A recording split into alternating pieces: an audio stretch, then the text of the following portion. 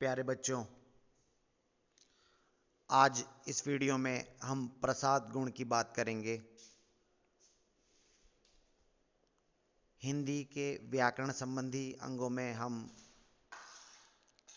पिछले दिनों में गुण शब्द पर चर्चा कर रहे थे। इससे पिछले वीडियो में हमने माधुर्य गुण और ओज गुण की बात की थी। बच्चों, आज हम प्रसाद गुण की विशेषताओं की बात करेंगे।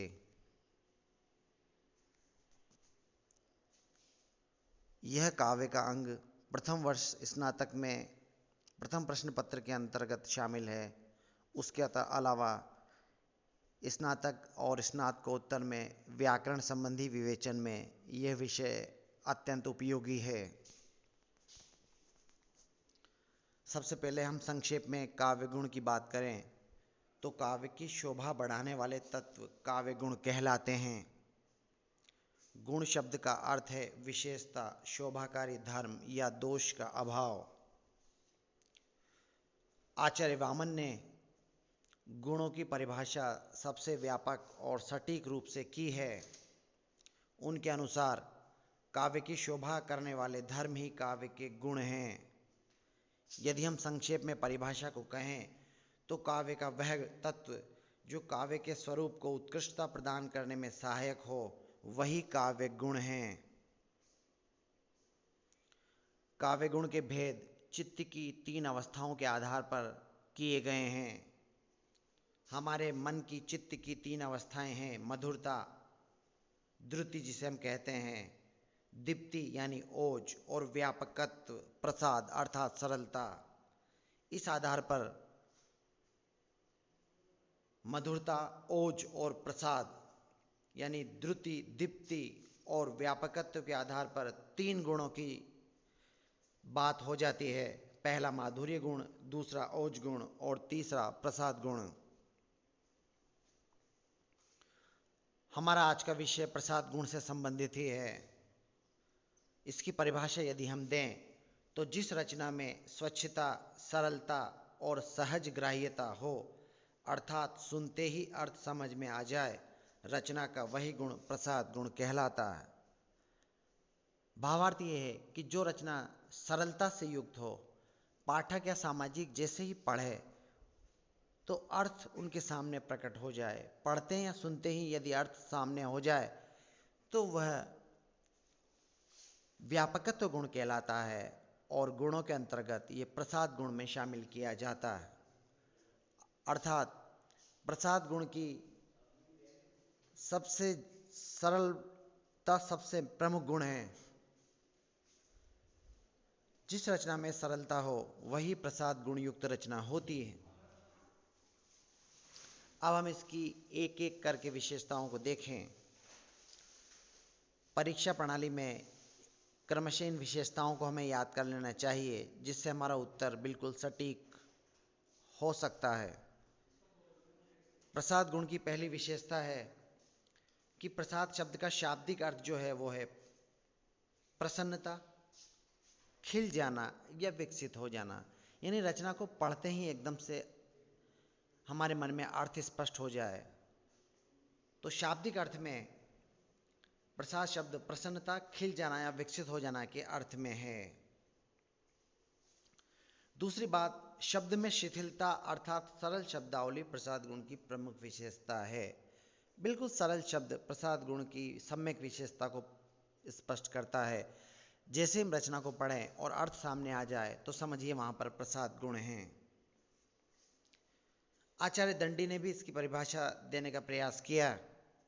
उनके मतानुसार शब्द का ऐसा प्रयोग जिसे सुनते ही अर्थ समझ में आ जाए, प्रसाद गुण है।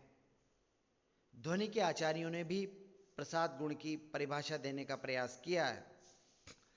उन ध्वनि के अनुयायी आचार्यों के अनुसार सभी रसों व सभी रचनाओं में ऐसा धर्म जो कि सामाजिक के हृदय में भाव या अर्थ की शीघ्र व्याप्ति कर दे, प्रसाद गुण है।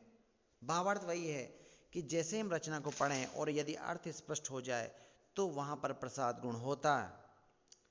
सामाजिक शब्द का मतलब पाठक से है, जो रचना को पढ़ने वाला पाठक है या दर्शक है, उसे संस्कृत काव्य शास्त्र में सामाजिक के नाम से जाना जाता है। चौथी बात भी हमें प्रसाद गुण में देखनी है कि प्रसाद गुण वैसे तो सभी रसों में व्याप्त रहता है, परंतु प्राय शांत भाव, भक्ति भाव, आध्यात्मिक वर्णन, दार्शनिक संबंधी भाव के काव्य में इसे देखा जा सकता है। यानी कि इस प्रकार का वर्णन प्रसाद गुण में प्राय किया जाता है, जो भक्ति, आध्यात्मिक, शांत भाव, इनसे संबंधित वर्णन प्रसाद गुण की रचनाओं में ज़्यादा मिलता है।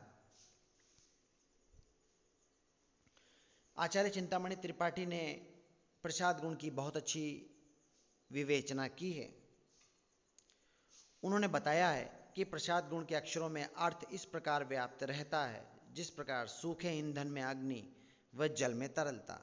जैसे कोई सूखा ईंधन है, यदि हम उसे जरा सी भी अग्नि दिखाएं तो वो भभक कर जल उठती है, या जल को हम जरा सा छू दें तो वो हिल उठता है। इसी प्रकार प्रसाद गुण का अभिप्राय है कि रचना को पढ़ें और अर्थ स्पष्ट हो जाए। जैसे जल को छूते ही वो तरल हो जाए, हिलने लगता है, या सूखा ईंधन जल्दी से भभक उठता है, उसी प्रकार जो रचना झट से अर्थ को प्रकट कर देती है तो समझिए कि वहाँ पर प्रसाद गुण है। हम पूरी बात को संक्षेप में एक बार फिर से कहें तो जो काव्य स्पष्ट व शांत भाव का उद्बोधक हो, जिसमें सरल सहज भाव व्यंजक शब्दावली का प्रयोग हो एवं अर्थ की निर्मलता या स्वच्छता युक्त हो, वह प्रसाद गुण प्रधान काव्य होता है।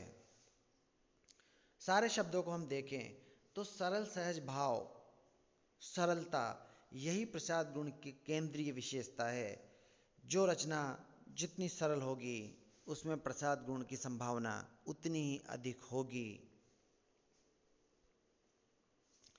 अब हम किसी ऐसी रचना को देखें, उदाहरण देखें, तो कबीर का ये उदाहरण देखिए। दुख में सुमिरन सब करे, सुख में करे न कोय, जो सुख में सुमिरन करे तो दुख काहे को होए।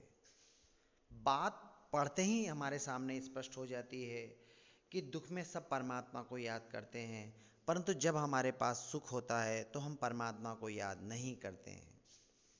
कबीरदास जी कहते हैं, यदि व्यक्ति सुख में भी परमात्मा को याद करे तो दुख आएगा ही नहीं। सुख में हम परमात्मा को भूल जाते हैं, दुख में उसे याद करते हैं, परंतु कबीर का मानना है कि यदि सुख में भी हमने परमात्मा को याद रखा तो फिर हम दुख से गुजरेंगे ही नहीं। बात बिल्कुल स्पष्ट है, सरल है। जैसे हमने रचना को पढ़ा, अर्थ हमारे सामने स्पष्ट हो गया, तो यह प्रसाद गुण युक्त रचना है। इस प्रकार बच्चों, प्रसाद गुण सरल भाव वाली रचना में मौजूद रहता है। एक बार हम फिर से विशेषताओं पर गौर कर लें कि प्रसाद शब्द का अर्थ, शाब्दिक अर्थ खिल जाना, प्रसन्नता या विकसित हो जाना है। दूसरी, शब्द में शिथिलता अर्थात सरल शब्दावली प्रसाद गुण की प्रमुख विशेषता है। आचार्य दंडी के मतानुसार शब्द का ऐसा प्रयोग जिसे सुनते ही अर्थ समझ में आ जाए प्रसाद गुण है, तथा ध्वनि के अनुयायी आचार्यों के अनुसार सभी रसों व सभी रचनाओं में ऐसा धर्म जो कि सामाजिक के हृदय में भाव या अर्थ की शीघ्र व्याप्ति कर दे प्रसाद गुण है।